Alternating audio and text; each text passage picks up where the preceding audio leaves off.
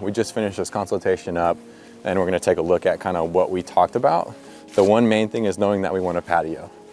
And so the first thing that is one of the main questions is the material that you're gonna use to build the patio with.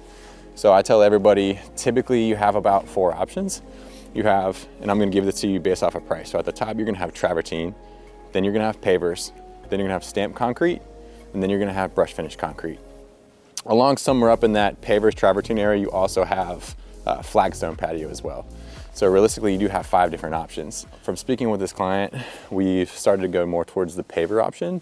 Number one, beautifully aesthetic. It looks really, really good. It's gorgeous. You have many different options. The material when you choose pavers can wildly range in price on the paver itself. Some of the pros to pavers are number 1, aesthetics.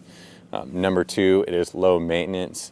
Number 3, your options on your pavers. Number 4, if there's ever anything serious that happened to the landscape, like any major settlement, what you can do is just take up the section that has the settlement, redo your base, and you can lay those same pavers back down. In comparison to a concrete patio, if there's a lot of settlement and it really cracks, you can fill that crack, but you're always gonna see it. So the only real option is to rip the whole thing up and replace it.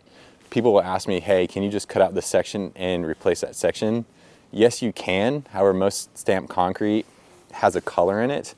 And so you're never gonna be able to match the color perfectly, and you're never gonna be able to typically line up the stamp perfectly. And so you're gonna 100% notice that it was a patch job. And so it's not gonna look aesthetically pleasing. So that's really one of the biggest differences, especially when you look at anything between like a paver and a concrete. But when looking at this backyard, the first thing I always ask when meeting with clients is going to the functions of why you're looking for this space. The first function was the kitchen, right? So out here grilling. Number 2 was obviously eating that food out here, so having a space for a table. Number 3 was lounging. And so they have these lounge chairs right there that they want to use obviously to be in the sun. Number 4 was a fire pit area. So we need to make sure to, when we're looking at the size and the square footage, account for all those outdoor activities that they want to do in this space. When I'm thinking about square footages, right, because one of the main questions is like, how much space are we going to need for all those functions?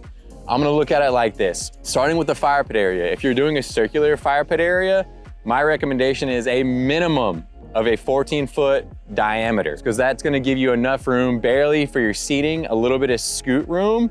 And don't forget that you also need room to walk around the people that are in their chairs around that fire pit to get to yours if you're on the backside.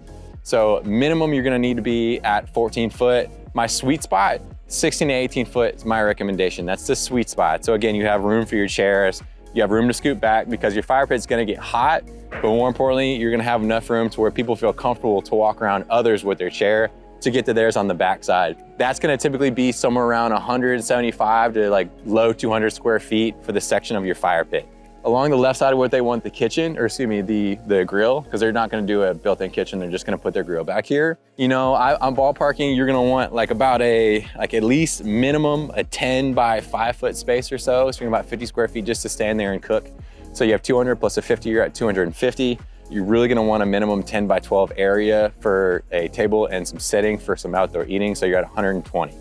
For the lounging section, you're gonna want, again, it's gonna be kind of similar to the sitting and eating space with your table. You're gonna want at least another about 10 by 12 because they just have 2 chairs.